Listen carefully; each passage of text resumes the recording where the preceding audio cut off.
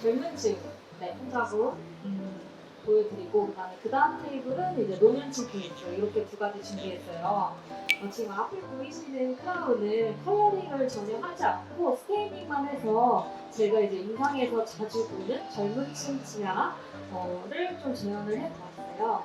일단 제가 임상에서 자주 마주치는 젊은 층 치아의 특징은 노년층과 마찬가지로 서비컬에는 핑크, 레드한 그런 색감을 가지고 있고요. 그다음에 중앙 부분은 우리가 재현해야 되는 환자분이 가지고 계시는 덴틴의 색깔, 덴틴의 쉐이드 색깔이 중앙부에 가장 잘 나타나고 있고, 그다음에 절단 쪽으로 갈수록 밝은 투명감을 이렇게 나타내고 있어요. 밝은 투명감이라고 하는 건 뭐냐면 실질적으로 자연치와 구조가 다르기 때문에 정말 투명하기보다는 투명해 보이게끔 만들어주는 색감을 이용을 해서 투명층을 재현을 해주는 거죠.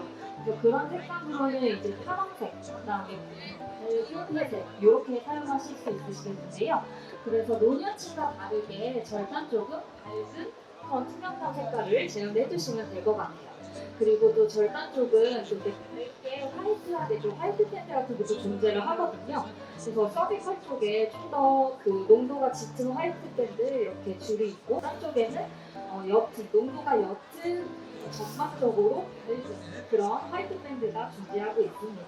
가공을 하고 시저닝을 마친 다음에 아무것도 안 한 상태에서 저는 이제 텍스처나 톤의 요철을 다 재현을 한 다음에 램프트사에서 나온 실리콘 폴리셔를 이용해서 팔리싱을 해줍니다.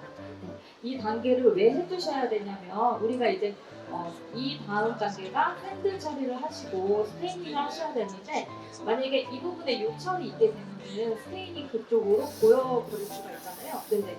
그러면은 구멍 내에서 굉장히 튀일 수 있는 부분이라서 그 부분을 이제 실리콘 폴리셔로 팔리싱을 해주는 거예요.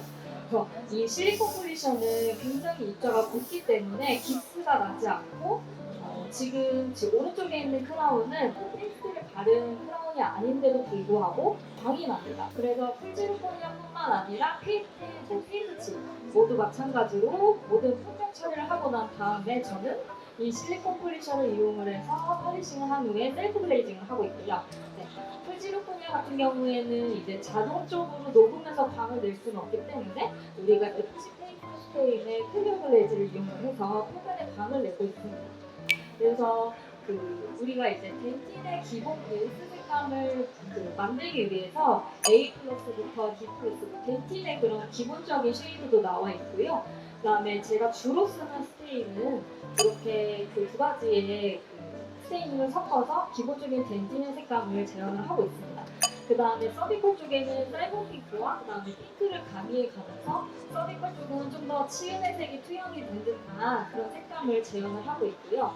그 다음에 노년층 치어와는 다르게 라이트 그레이, 그 다음에 다크 그레이도 나와 있어요. 그래서 노년층에는 다크 그레이를 사용을 하고 있고, 젊은 층에는 라이트 그레이를 이용해서 그레이시 블루와 라이트 그레이를 비율을 1대2로, 그러니까 그레이를 좀 더 많게 해서 믹싱을 해서 사용을 하고 있고요. 그다음에 이제 화이트 밴드 같은 경우에는 저희가 농도를 조절을 해서 사용을 해주셔야 돼요. 화이트나 그다음에 환자분이 가지고 계신 프렌타임이나 이런 조금 눈에 띄는 캐릭터들은 우리가 재현을 할 때 이런 색감을 사용하실 때 너무 진하게 사용하시면 구강 내에서 굉장히 튀거든요. 그래서 모든 캐릭터들은 굉장히 연하게, 그러니까 지금 우리가 보철물을 스테이징할 때 눈에 튀지 않을 정도로만 해주셔야 돼요. 그리고 더더군다나 이 지르코니아라고 하는 재료는 우리가 빌드업하는 것보다는 좀 불투명하잖아요. 그렇기 때문에 이런 진한 색감의 스테인을 진하게 사용하면 주황색이 더 튀어나와요. 빌드업 하셨을 때보다. 그렇기 때문에 그런 점들을 유의해서 클리어 글레이즈를 농도를 조절해가면서 스테이닝을 해주셔야 돼요. 그 다음에 이제 소독 스케줄인데요. 제조회사에서 제공하는 브러셔를 기본적으로 이제 사용을 하고 있어요.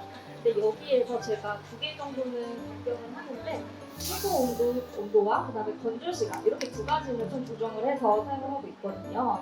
그래서 저는 최고 수정 온도를 조정하는 이유는 이제 내가 가지고 있는 퍼네스의 컨디션에 따라서 조금 조절해서 사용해 주시면 되는데, 저 같은 경우에는 최고 수정 온도를 100도로 맞춰서 진행을 하고 있어요.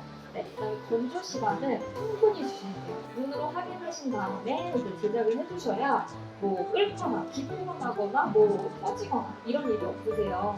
CG 같은 경우는 최소 7분 이상 이렇게 감도 시간을 주고 있습니다. CGR도 그렇고 그다음에 뭐 프레스 엘렉트로 네, 모두 다 EFC 시스템으로 사용이 가능하시고요. 네, PT 발표는 마치고요. 젊은 층 환자분 한번 스크리닝을 해보도록 하겠습니다.